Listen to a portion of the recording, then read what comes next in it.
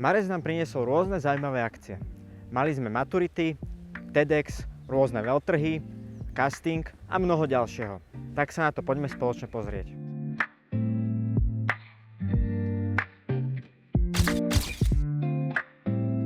Na škole sme v marci mali aj No Bag Day. Deň, kedy si študenti nechali svoje klasické školské tašky doma a veci si priniesli v čomkoľvek inom. Na Hálovej sa počas marca postavili naši štvrtáci dôležitej skúške dospelosti maturite.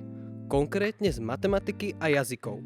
Po testoch zo slovenčiny sme sa ich spýtali, aké mali pocity a ako to celé prebiehalo. Aké máš pocity z maturít? Tak zo začiatku som sa bál, včera hneď, ak som dopísal, ale vlastne potom iba teste a ten sloh ma podľa mňa vyťahne nad vodu. Takže hádam, to bude dobré. Taký veľmi zmiešaný taký, ale z angličtiny akože vôbec nemám akože stresy, len iba z tej sloviny som taký veľmi neistý, ale hádam akože v pohode to bude. Tak ja si myslím, že to nedopadlo úplne zle. Ľúbili sa mi ukážky s orangutanom, ktorý bol vražedný, taktiež s brindovými haluškami, kde som sa dozvedela, že nevyhnutná je aj pažitka. A bolo to celkom fajn, bolo to asi ľahšie ako minulý rok. Tak akože primárny taký pocit, ktorý aktuálne cítime, je asi ten, že som veľmi rád, že sa mi to podarilo absolvovať včera. Podľa výsledkov, čo také zaujímavosť, tak by som mal aspoň prejsť, možno na tú trojku, ak sa podarí, takže veľmi dobre. 17. marca sme navštívili v Bratislave Alma Mater, veľtrh vysokých škôl na Slovensku, kde sa naši maturanti môžu rozhodnúť kam ďalej vo svojom živote.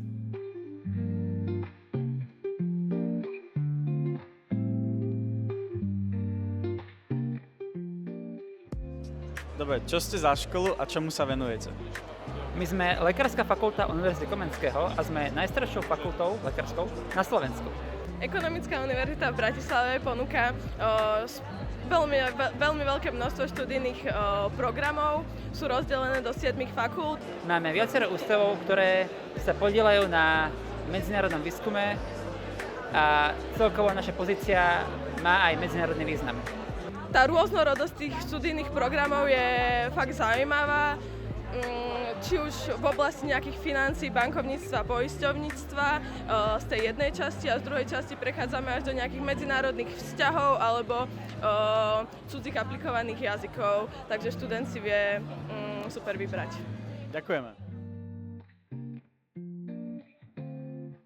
Čo ťa oslovilo a ako sa ti páči event? Takže na Alma Mater ma najviac asi oslovili všetky tie stánky, čo sú tu hlavne zo Slovenska a príde mi to trošku lepšie ako Gaudeamus, taká viac pohodová nálada tu je, dokonca aj hudba a najviac ma tu asi oslovila možno Komenského univerzita asi manažment. No tak akože zatiaľ celkom v pohode, teraz sme sem došli, čiže ešte som nemala moc šancu akože toto nejak celé poriadne si popozerať a zatiaľ čo asi Komenského ma tak oslovila najviac. Ďakujem. Nachádzame sa v Trnave, na veľtrhu podnikateľských talentov, kde súťaží aj naša študentská firma Bluma. Tak poďme sa na nich pozrieť.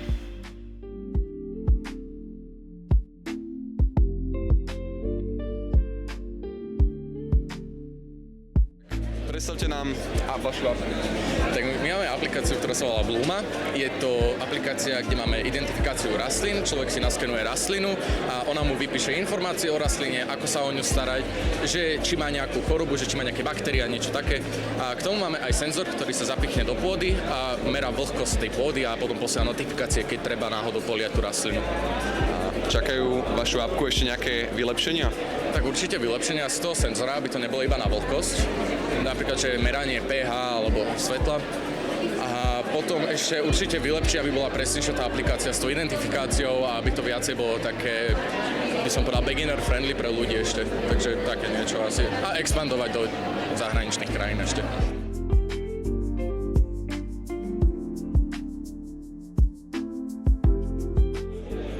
Môžete nám v krátkosti predstaviť vašu firmu?